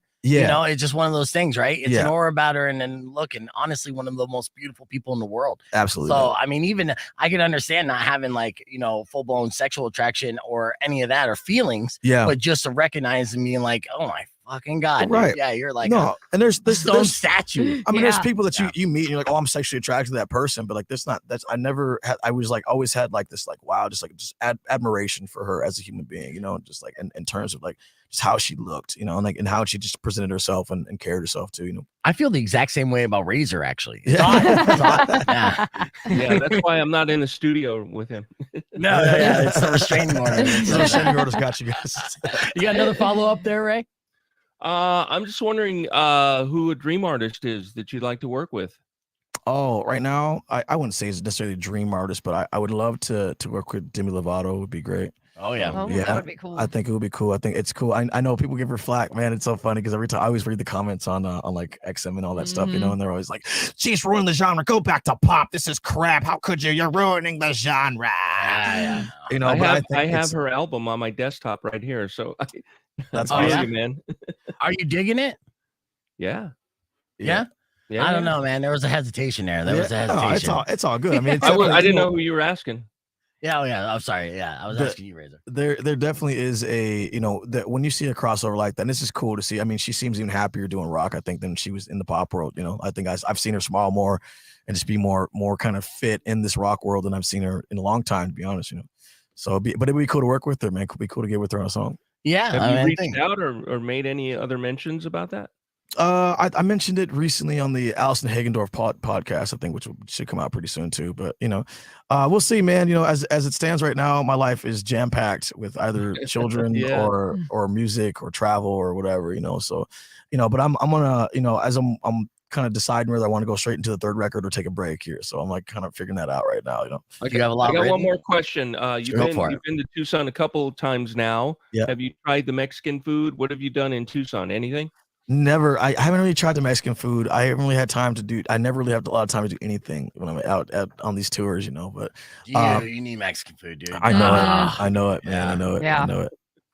Yeah, it's that's too bad too, because there's some really good stuff. And unfortunately, I know that you're flying out at 11, so there's a place that's on the way to the airport, but it's not going to be open till like 10. So I don't think time will work. Yeah, you don't want Mexican food before you get on the plane, man. No, you don't. But I'm in first class. I do what I want. Yeah. And congratulations on being a father. Are you? How many kids? You just one kid right now? No, I have 5 kids. You have 5 kids. Okay, Yeah. so you just recently had like a newborn, like a little over a year ago. How's the oldest? I just had a baby a few months ago, actually. Man. Really? You just cranking them out, man. Yeah, Are you trying to break your dad's record? Hell no. What's the age range? What's the oldest, the youngest? 10 to 3 months, almost 4 months. Wow. Yeah, 10 to 3 months. But I have a 10-year-old, a 7-year-old. I've got a 4-year-old, a now 2-year-old. He just turned 2 a couple of days ago, and then I have the 3-year and 4-month-old now. Wow. These are all fun ages, and this is why you don't have any grays in your beard yet. I have a few. I just keep shaving them off. Yeah. Well, once they hit teens, dude. Man. I'm Buckle up. Yeah, oh man. God. Well, Razor, I appreciate you popping on, dude. You got anything else for Ayron before you bail out, or? Hey, thanks for coming back to Tucson. Thanks for coming in, and we'll see you soon, man. Hopefully. It's always good to be here, man. Okay, it's always a pleasure to see you, Kat. Yeah, I mean, that's the man right there, the assistant program director. So he's the one throwing the records in and featuring them on incoming on Sunday nights for the new music. And so, yeah, he's been all over the bandwagon from day one. Can't thank you enough, man. I know all your big machine people. Yeah, they work hard, man. All those guys. Yeah. And you do got the machine behind you. They do. Yeah. They push my stuff real good. Yeah, and that's the craziest thing about it too, because again, this you're a project that came out of the pandemic, really, and to decide to go all in on the artist during such a time of uncertainty, you would think was taking a big risk for them, right? It felt, it did. I definitely thought that. We didn't actually even know if we were gonna get the deal, to be honest with you. And when it first happened, I mean, we had a showcase. They'd flown out for a show in Seattle, and at the end of November. And the show went really well. It was great, and they were really excited, and we knew we had them at the table. The last thing was to do a showcase in Nashville, and we did the showcase in Nashville like right before we found out what was going on. It was probably around like the beginning of that 2020. Oh wow! So yeah, before even everyone shut it down. Yeah, you're like, oh, we're on the up and coming. Everything's great. So you're feeling at like an emotional, personal high because you're like, my dreams are about to come true. Right. And then boom, pandemic comes, shuts it down. So are you heartbroken and crushed, thinking nothing's gonna happen now? No, we just knew there was uncertainty there, Yeah. And I kept the faith, and it wasn't like I wasn't necessarily worried for myself as an artist, because that happens all the time. Like you get to the table and then they pull out, and you keep pushing forward and keep making good records, and hopefully you get noticed, But I was thankful to have good management around me too, a good management team who was able to keep them engaged in the conversation. They were so really excited. And, John Varvatos is a big, huge music fan. And Scott really loved what I was doing too. So I kind of knew we had it, but we just didn't know, by the time May came around though, we had the deal at the table, and we were just negotiating the deal, and it was signed probably around May, June. And that was when Take Me Away first hit, Nice. Yeah. And so like, that's what happened. And it was, and the freakier part about I think getting signed during a pandemic was the amount of change that you had to deal with. I think that's what hit me more than anything. It was so? Well, because you're sitting on your couch, you're an indie artist. Like I'm like known in my neighborhood. I'm known in the city I'm at. I'm known in all these places. But when the pandemic hit, it really, everybody's sitting on the couch, nothing's going on, nothing's happening. And then all of a sudden you sign a record contract, and you become one of the biggest names in the genre overnight, basically. And then you're sitting on your couch, and no one knows who you are, and like all of a sudden, like Joe Rogan's talking about you, and you've got people like recognizing you in all these other places that you've never even been before, And then 2021 hits, and so this is right after I went #1 in America. 2021 hits, and you for Mercy, for Mercy, and I go tour, and I'm hit with sex, drugs, and rock and roll in my face, dude. Oh yeah. Because then you're the going out for the first time, basically. And you're a superstar, and right? You're a superstar in the genre, and now you have to catch up to yourself. So that first year and a half was really a lot, for you to deal with. And like it was, I felt like I'm lucky to have my wife and kids around, because it was going to take me into like this, you read these rock and roll stories about these guys just like losing their minds, dude. Right. I was on this path, just like partying and drugs and kicking it, and so giving into some of that temptation. Or how could you not? It was hard. It was really hard, man. But I had these people at home that kept reminding me that they love me, and kept scolding me when I was doing wrong. My wife was such a strong individual for that, because it's tough. I mean, these cats, these wives that are married to these rock stars, and you've read about the stories and heard about them, they have to be stronger than I think than most people ever would have a chance to be, and so I'm thankful to have my wonderful wife, and who is loving and forgiving, and has my back, and stands by me no matter what, so. Yeah. So did you get in a doghouse though? And definitely. I'm still in the doghouse. Yeah. Not as bad as it was, but yeah, I definitely got myself in the doghouse, got myself in trouble, and had to figure out how to manage it all, man. Like, and once it, the truth is, once it all tapered out, once it all like I got used to it, and it wasn't so new anymore, and everything was kind of more normalized. It was a lot easier to just be like, all right, I'm good now. But like that first, like, you think everyone loves you, and they're your friend, they're your best friend, Right. Yeah. And then it's like you got to figure that out very quickly. Yeah. While you're on the road. We're talking with Ayron Jones here on the podcast broadcast, Rock 102.1 KFMA. Heavy as the Crown is the name of the song you just heard from Daughtry, who Ayron shared the stage with last night, Fox Tucson, currently on this acoustic tour, which started. How many dates total are you doing this tour? Oh man, total will be hard. It's hard for me to count really. Probably about 20 or a little over 20. It's like a 2-month long tour. 2-month long tour. It's been a Nice. long time. It's hard for me to really count. I'm sure it's probably the 20, 23 range or so. Yeah, now you're getting to the point where you basically were shot out of the cannon at the end of pandemic when we started doing live shows again. We were already playing your songs on the radio. Mercy went #1. Has it been nonstop go, go, go? Have you had a break yet? I know that you're probably looking forward to having a little break before you figure out what you're going to do next, right? Yeah, I mean, it'd be nice if I could, but I haven't had much of a break, man. I haven't really been home for more than 6 weeks, I think. I'll tell you what, though. It took you, like 13 years to get signed to a major? Right. So that was a long enough break. It was long enough for me, man. Yeah, it was long enough. I mean, there was some work done in between all that. Like those indie tours at times were real rough. You know what I mean? Like, I look at these hotel rooms we stay in now. Like, as an artist, you fund all this stuff yourself. I'm able to buy hotel rooms to get stuff for my band and all that stuff. And I'm like, man, like where we are now compared to where we were sleeping in a van or in some crap hotel where you have to sleep on the floor or something, man. Like all that stuff was happening to me. Do you ever get tempted to stay at the Motel 6 at like a day room again just for old time's sake? No. I don't. I mean, what's funny though? It's like we did sleep with a Super 8, which was really nice. We were actually nice pleasantly surprised. Like, well, some of these towns, that's all they got. Like that's the only hotel they have, and it's actually pretty nice. Like we were in Montana on this tour, and we were just kind of coming through town, and like there's not really a lot of hotels around, and so like, there's nothing like there's no Doubletrees or anything like that. They're like, this is the Super 8. We got in there, we were scared. We were really, really scared. And we get in there, and it was all good. We were like, oh, this is really clean. It's nice. It smells good in here. Wow, it's continental breakfast. This is great. But yeah, man, I've come a long way from that point, and so I'm always thankful for the opportunities, and like I don't want to slow down. I'd love to get like a little bit of a break, get some vacation time, the ability to plan some time and do some stuff with my family and all that would be nice. But I'm also aware that like as of right now, I'm at this precipice in my career where like, people have been discovering me since 21, and they're still discovering they're still discovering me. Very much a baby band technically. Exactly. Right. Yeah. But it's like, you keep hitting them so hard, you keep showing up in the top 5 and showing up in the top 40 of rock and roll. And so eventually, I mean, especially after this last one, that's what I told my people, even in my family at home. I was like, this next one, this was the exclamation point. You know what I mean? Like this last #1 hit was like the one where they're like, okay, we have to like, we can't keep saying, oh, we'll see if this kid, shows up. It's like, I'm going to keep showing up. Right. I'm going to keep being persistent. And I'm going to keep like, playing music for the people that want to hear it, and that I think that is what drives that energy to keep going to do it, But hopefully I'll get a break here and be able to do some planning and actually like spend some money on myself, Yeah. Well, Yeah. I mean, and with that, like when you get home, like you said, you're like on this 2-month run and you're like, get home. Is there that like super humbling moment when you walk in the door and she hands you a baby and then like take out the trash? Oh, like, yeah.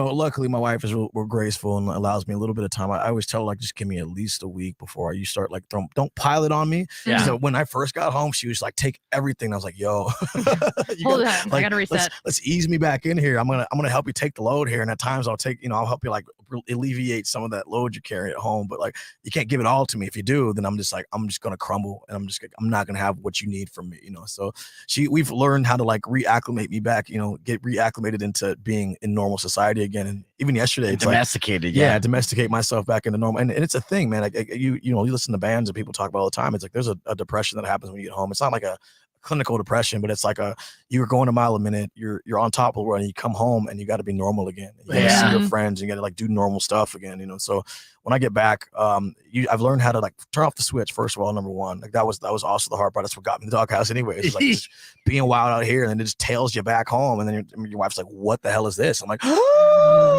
nothing.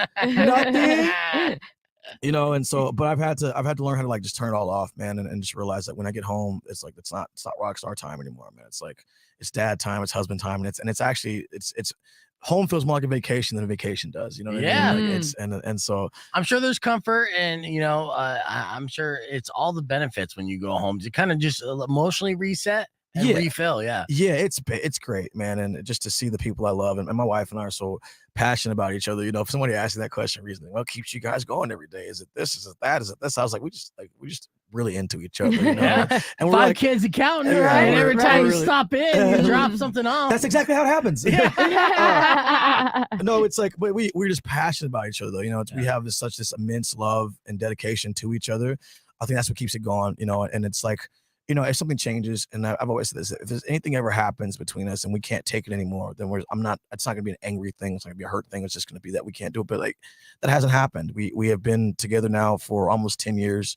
And we're just so solid, you know, like we've definitely had some moments where there's been tears shed and anger and hurt feelings and all that in this rock and roll world, you know. And I'm an abandoned kid, so you can imagine like some of those feelings I have towards like with some a lot of these issues things. to overcome, for sure. A lot of issues to overcome, and the temptations being thrown at you with the issues, man. You can imagine, like, I definitely fall short at times, and you know, but to have someone that loves and understands me and is there for me, it means more of the world to me than anything, because nobody out here on these streets and nobody out here in you know, in these new people that I meet are going to be there for me. They're not my like real friends, you know, and they're my real friends, but you know, they're not like, they don't really know me like that, you know. And so just to have somebody that is there for me no matter what and just loves me no matter what, man, means the world to me. Yeah, that ride or die. Yeah, it has to be. It has to be. We have to hit a reset on the FM side. And when we return, we have the privilege here, and it's a very rare thing in corporate radio to be able to play any kind of song we want, right? It's called the single song takeover. Yeah. So, you know, obviously you've had your radio singles that have been pushed by the machine, but I want to know, what song of yours do you wish was played on the radio? Because I'll play that song next after our commercial break. Cool. I'll think about it. Okay. Cool, so we're going to find out what is going to be Ayron's pick right after these words. Keep it right here. Join us, youtube.com/BeFegan. It's a podcast broadcast. Yeah. So, I mean, of any of our albums, I'm going off of Spotify, right? So, I would say Other Side is a song that I wish that would be played on the radio. Other Side, okay. Yeah. And why this song over everything else? Well, this song for me is probably the most crossover of songs I have, where it is this melding of two worlds that's got like this new school delivery. It's got a new school sound, but it also melds in like this, like the classic rock tone. Nice. And it ends with like this ethereal, almost Pink Floyd solo at the end, man. I think it's a really cool song. Oh, nice. Yeah, Pink Floyd, like David Gilmour solo, huh? Yeah, it's pretty cool. He has a very distinguishable guitar sound. Who's some other guitarists where like you don't even have to know that it's them playing, where you know it's playing? There's tons, man. I think Santana's like that, man. You know, I know Stevie Ray Vaughan was like that. Jimmy was like that. I know for me, Mike McCready's like that too. Actually, Mike McCready's a tough one though, because Mike kind of sounds he's got a little bit of that Kenny Wayne Shepherd thing going on too. A little bit, yeah. All right. Like Mike is more of he's definitely like a Stevie Ray Vaughan guy. Yeah. But there's Jerry Cantrell's one of those cats, you know. Kim Theo's one of those guys too. You know? You know, speaking of Carlos Santana, there was a story that I came across this week that I thought was pretty funny, and I'll share with you. In his early days, Santana had a hard time like getting gelling with his musicians, right? Because they all smoked weed and he didn't. Oh, so he was on the same level, man. He couldn't vibe with them. So they rolled him a huge joint and left it with him. And eventually he smoked it and got on the same wavelength. I swear to God. And then since then we had Smooth and everything else. Right? He's like, cause you're so smooth. You're like, man, this is really great. You gotta thank the weed on that one. So all right, I'm gonna be pulling up Other Side here, and we're playing that after the commercial break. So you're gonna have to hear that on the FM side. We're gonna hit the reset on the stream and play this video clip of Weirdo. Let's see. Feeling Joe Jonas's Pain. It was a segment that we did earlier this morning, and Joe Jonas, poor guy. Yeah, not only is he going through his divorce right now, but his soon-to-be ex-wife is hanging out a lot with his ex-girlfriend. That's so tight. I mean, sorry, Joe. Oh no, Joe, I'm so sorry to hear that. Here's how we were riffing on that this morning, and we'll be back here live. Stick around. And that is Kaleo. Welcome back to BeFegan Presents. I just thought to myself out loud as I'm going through headlines. You know, earlier this week during Rag Mag News, we talked about Bijou Phillips, who was married to Danny Masterson, and was upset that he got, found guilty and sentenced to 30 years in prison. But you know what? Kind of deserved it, right? Yeah. But she filed for divorce like shortly after he went to jail, and I assumed that it was some kind of financial reason. And sure enough, that's what they're stating on that. It's to protect the assets. Yeah, but it makes sense. It's really smart. Yeah, dude. And yeah, if your like significant other is going away for 30 years, going to be in prison, yeah, you can communicate with them with like a phone call and a letter and then maybe like a visit once a month. but that's not a relationship, right? No. I feel like it's kind of standard fare to be like, hey, yeah, well, I'm in here. You do whatever you want out there. You know, either don't tell me about it or tell me about it, depending on what my kink is. Yeah. And so that's one of those situations. And leading into that, from that story, I can't believe I want to talk about this because it's not often that I talk about like Joe Jonas, nor do I care. But there's a real relatable situation that he's going through right now, and I don't know if it's deserved or not. All right, so as you know, he has a marriage that's on the rocks. It's dissolving right now. Sophie Turner, who was in Game of Thrones, beautiful woman. And it seems like Joe Jonas has a type because Sophie's like 5'11", skinny, blonde, pale, right? Mm-hmm. Now, if you don't know, Joe Jonas actually dated Taylor Swift for a while as well. Yes. Yeah, in fact, she wrote a bunch of songs about him. Now, again, Taylor Swift, about 5'11", skinny, blonde, pale, you know, like they look like they could be related, like cousins. Mm-hmm. So Joe Jonas has a type. Like, so he was infatuated with Taylor Swift enough to find a Taylor Swift doppelganger and knock her up and marry her. Mm-hmm. Now they're on the rocks and they split. So what's happening? Well, now Sophie is hanging out with Taylor a lot, right? So they went from exes to BFFs.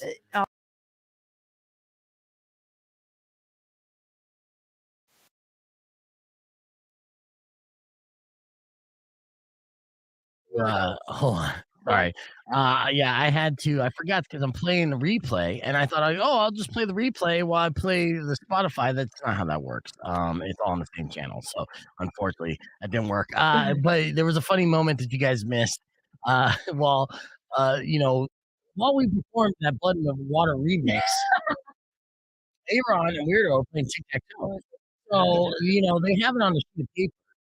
And with that, I was like, who's winning? And they're like, oh, we've been fighting. I'm like, yeah, you're adults playing tic-tac-toe. There's never a conclusion. It's always a tie. You guys know the system is strategy by now. Now, if you go tic-tac-toe style, now you got and let's get that microphone in your face. Say it for people. That's right. Now, this popped in here on the podcast broadcast as well. It's fun. And, if the audio's crap, that's because I am playing Spotify right now. Sorry. I'll get there. Maybe we won't talk to you. Just listen to this song in our cans real quick.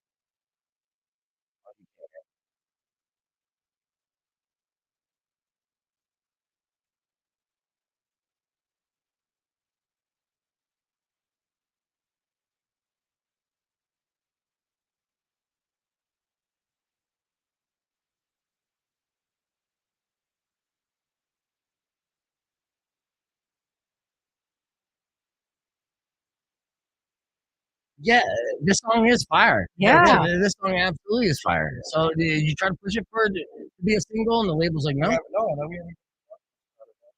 Yeah, hopefully it's a follow-up. I hope so.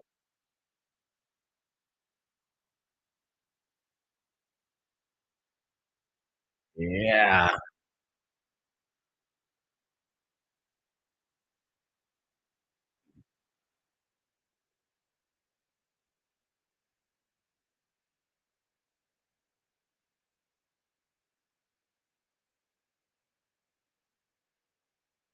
There's that David Gilmour guitar right there. Yeah.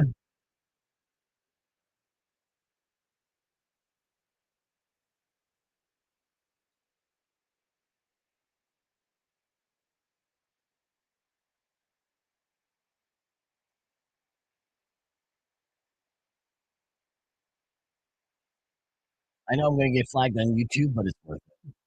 Yeah.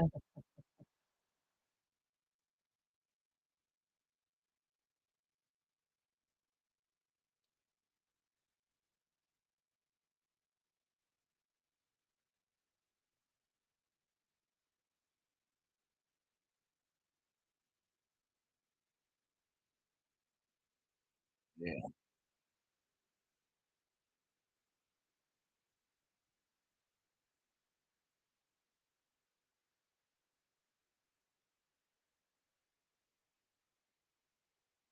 Hot damn. Yeah, it's not even over.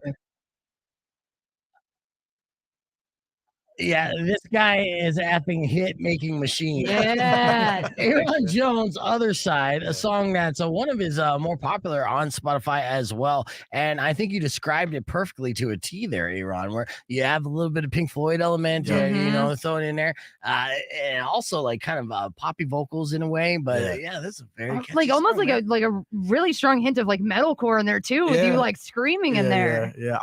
That song for me is we were in the studio. I'm working with Marty Frederickson and Scott Stevens, my producers and fellow songwriters, and we're working on this song. I'm like, dude, we got to make something for the kids and something that everybody can still like really. I say the kids because I'm getting old, man. But like, we got to make something for this younger generation that speaks to them and delivers to them. So that's why you get that triplet feel in the very beginning. Are you dying to live or living to die? When you meet your maker, your head held high. Like, we wanted to really talk to the kids, but we still wanted to like make sure that like cats knew we were just rock and roll still, So yeah, I think that's one of those songs that can crucially cross over and into other platforms and formats if we were able to push it. But I love that song. It's probably one of my favorite off the record. And that's the one thing I get frustrated with major labels and stuff because they tend to play it safe.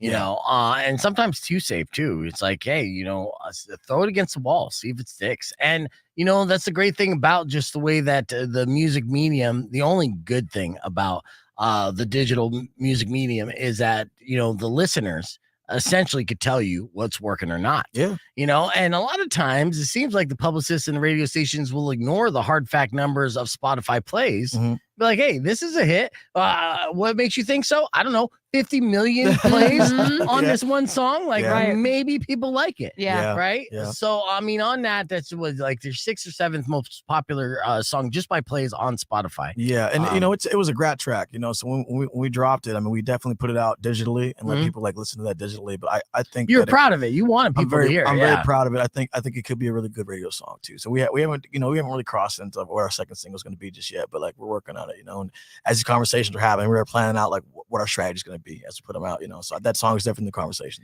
Is it hard because you have so many different influences and you tend to like kind of experiment to kind of be able to sell one thing when you're really multiple things, right? Yeah, I think that the hard rock genre just became a place for me, to be heard and seen. Yeah. But as I am heard and seen, I still want to continue to push those boundaries and to really branch out and start hitting, these other formats and these other places that you wouldn't really look for Ayron Jones. You know what I'm saying? So I want people to, I never wanted to just be the rock guy. I wanted to be the guy for everyone. I wanted to be the rock artist that everyone could understand. I want to be your rock artist. I want to be, that kid who's over there listening to Yo Gotti. I want to be that kid's rock artist. I want to be the King Von kid. I want to be his rock artist. I want to be everybody's rock artist, and I don't want to just like kind of pigeonhole myself to just the rock fans and the rock genre. Yeah, well, and that's why we did that remix. And we did remix Blood in the Water. I'll just ship that off to New York right now. I'm sure we're going to get some road tape.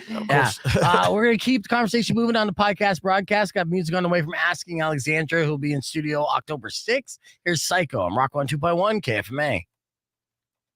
Clear. All right, yeah. So, and did you hear that banger, Valdez, on the way in? I loved it. Did you love it? Or are you just saying that?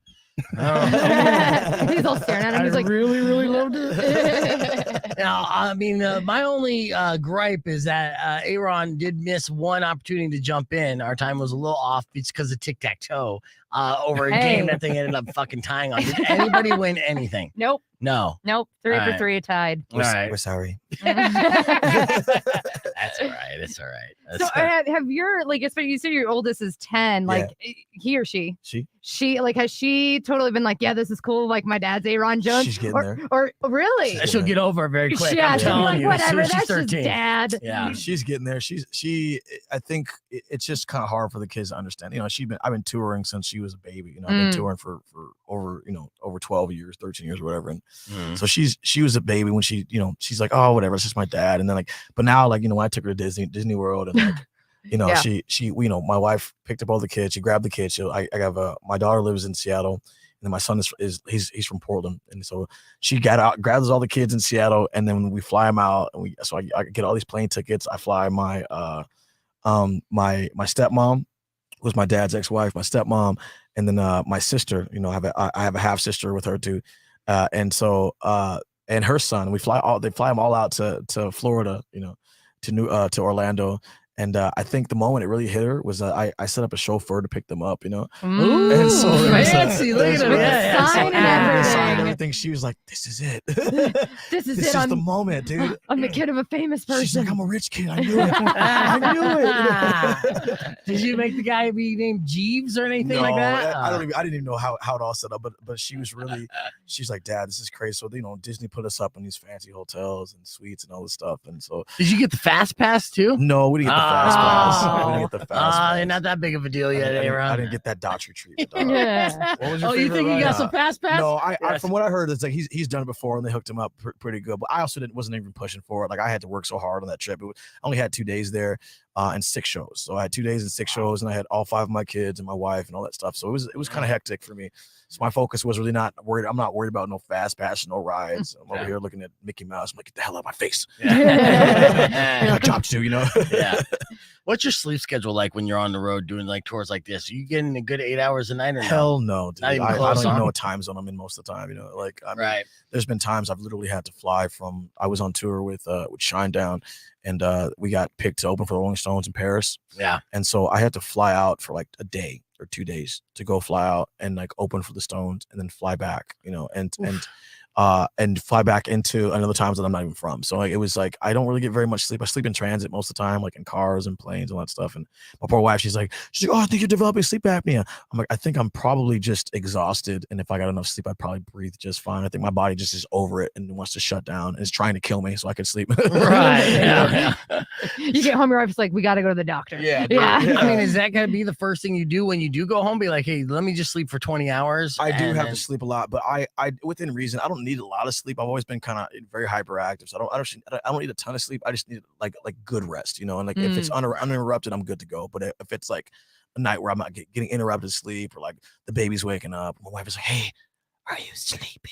Yeah. I'm on Amazon. What do you think about this? Like I was sleeping. Yeah. Like just buy I it. was and like, you "What the let hell? me sleep. Yeah. What the hell?" We got Actually, money now. Just I'm hit like- pay. I'm like, actually, what is that? It looks kind of nice.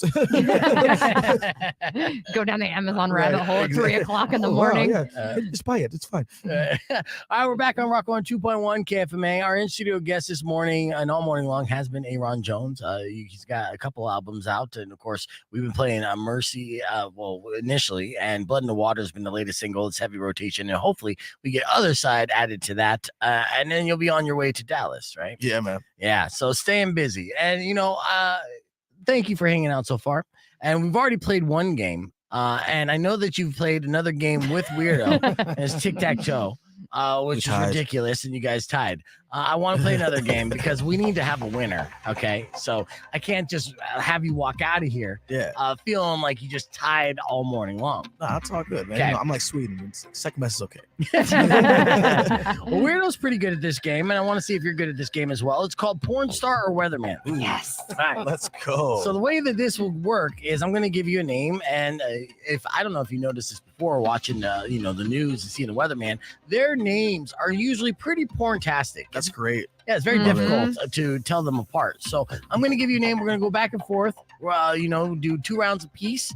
If you guys are all tied up, we'll have a sudden death round, and then you're going to buzz in with your name to go ahead and answer the question. And Porn Star or Weatherman. Let me get the proper music to set the tone here. It's gonna be Ayron Jones that finally takes me down. Oh, we shall see. Aaron is a see. pretty porntastic name too. Yeah, I know it is. Yeah. You're telling me. That was like my other career choice is either rock and roll or porn. So. Yeah. All right. Well, I'm gonna let you go first. It's our guest, Ayron Jones. Porn star or weatherman? The name Tyler Knight. Oh, that's Weatherman. You say weatherman. Weatherman. You see, why? It seemed too basic for Seems you? too basic. Yeah. Oh, that is incorrect. Oh. Tyler Knight is a porn star. Ooh. All right, now to you, weirdo. For a point. The name is Steve Knight. Steve Knight, porn star or weatherman? Steve Knight. Yes. I'm gonna go weatherman. You can go weatherman. Yeah, they are not the Knight brothers. And that is correct. He is a weatherman in Harrisburg, Pennsylvania. Okay. All right. Back to you, Ayron Jones. Keith Thompson. Keith Thompson seems like a pretty basic name. Is that porn star or weatherman? That's gotta be a Weatherman. You gotta say weatherman? Yeah. You ever been to Portage, Michigan? No. Oh. Have I? I don't know if I have actually, to be honest with you. Maybe driven through it. Yeah.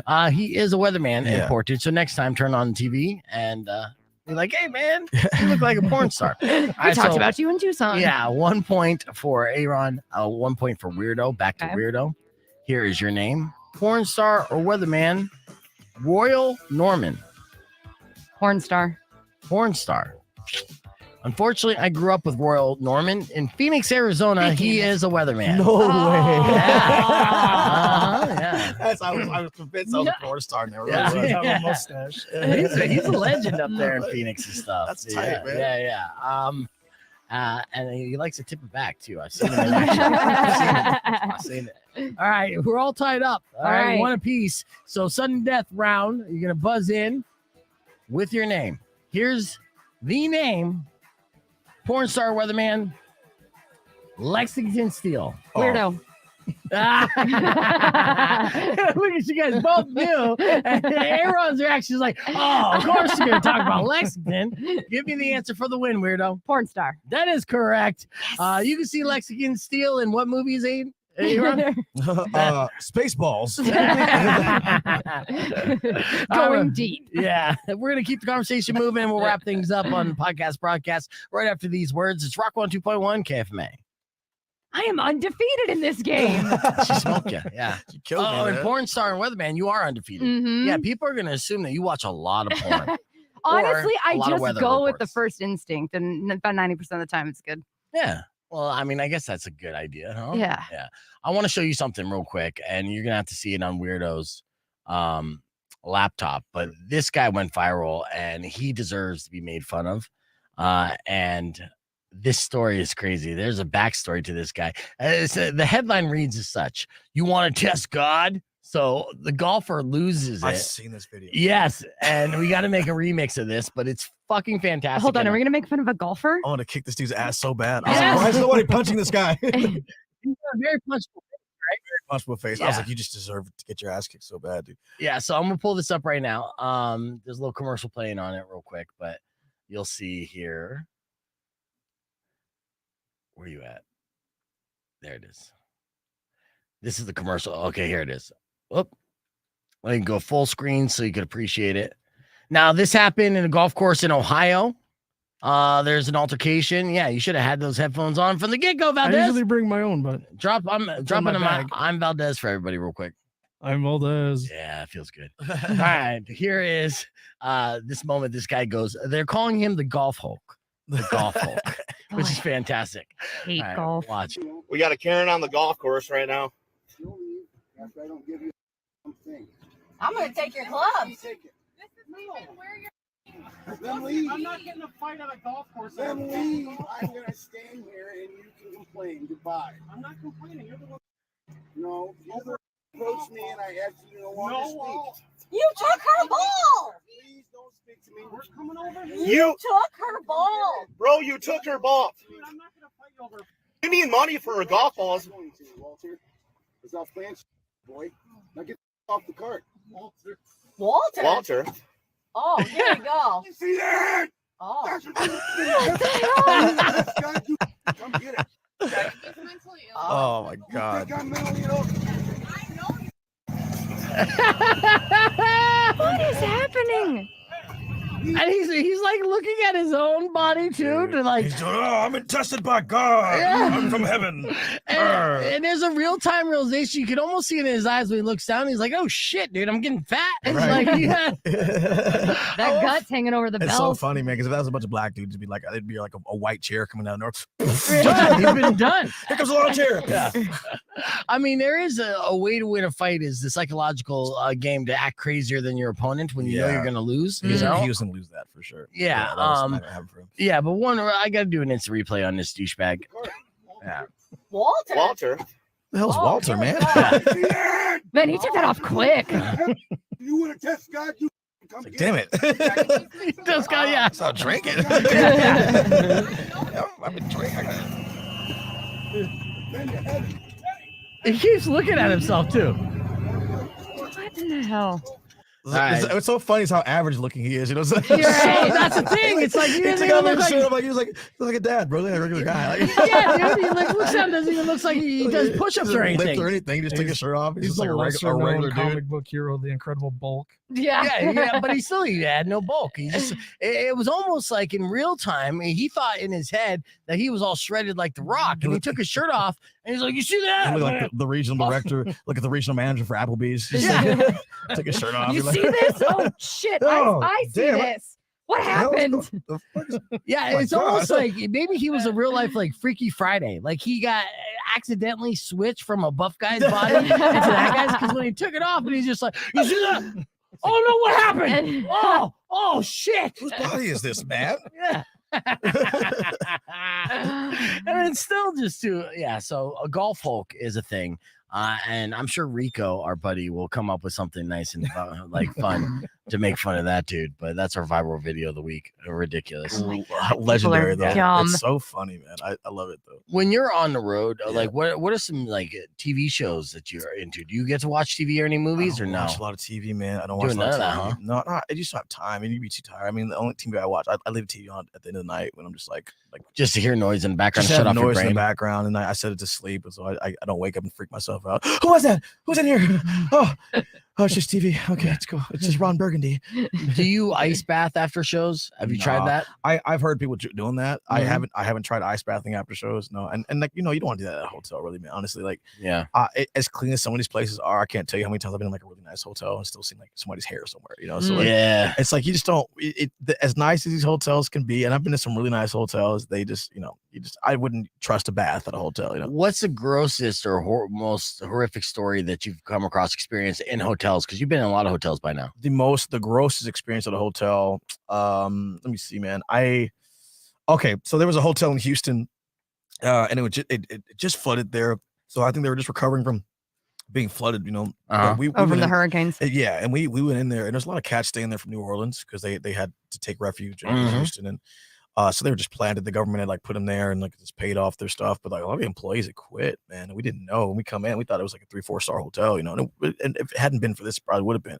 Yeah, we get in there, dude, and like the bed is like the bed sheets just looked off. I was like they looked made up, but they looked off. And you open up the bed, and there's somebody else's hair in there, dude. And I go in the bathroom, somebody else's clothes in the bathroom, dude, and there's like hair everywhere and all this stuff. So I was like, yo, we need to change room. I'm pissed at this point. I'm paying all this money to put up a whole band. I got like 3-4 rooms, I'm like, yo, I'm pissed. I'm like, yo, we need to fix this right now, or we're getting out of here. Yeah, there's no other hotels to go to. We don't have the budget for it. So I said, okay, here's what we're gonna do. So like I change rooms, we go. And I turn on the light, dude, and cockroaches scatter. And I was just like, this is it right here. And so we had no choice. We had to sleep in this room. How much did you spend on that? It wasn't very much, dude. Okay, that's good. It wasn't that much, but it was enough that I probably wouldn't stay there, if I had a choice. But we didn't have a choice. That was the only place we could afford to stay at the moment. And so it was it. And it was disgusting. I mean, cockroaches, it was gross. That was the worst I've had on the road. And then most recently we did an Airbnb, and that was pretty bad. Really? Well, the best Airbnbs are places where the people don't live in them. Yeah. You know what I'm saying? So if somebody lives in the house and they just kind of turn over for when people are coming over to Airbnb or whatever, it's just like, come on, man. It's weird. Yeah.